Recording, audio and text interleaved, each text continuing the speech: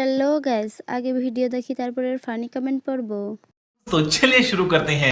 আজকে একটু তাড়াতাড়ি রেডি হয়ে নি। এবার যদি সুমির বাবা এসে দেখে আমাকে রেডি হতে, কি গো কোথায় গেলে তুমি? আবার রেডি হচ্ছো? কোথায় যাবে? এই তো দেখো চলে এসেছি। তুমি সত্যি কথা বলো না, মিথ্যে বলছো?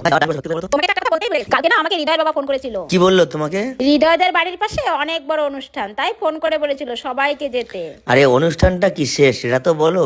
আজকে ওখানে গ্রহরাজ মন্দির উদ্বোধন। তো তুমি যাবে বলে রেডি হচ্ছো, কই আমাকে তো একবারও বললে না। তোমাকে তো আমি বলতেই ভয় পাই, কি আবার বলে উঠবে আমাকে, তাই লুকিয়ে লুকিয়ে একটু রেডি হচ্ছিলাম। শেষমেশ ধরাই পড়ে গেলাম। ঠিক আছে চলেই যখন এসেছো চলো তাহলে দুজন মিলেই ঘুরে আসি। না, তুমি যখন রেডি হয়েই গেছো তাহলে তুমিই ঘুরে আসো, আমি না হয় পরে একদিন যাব।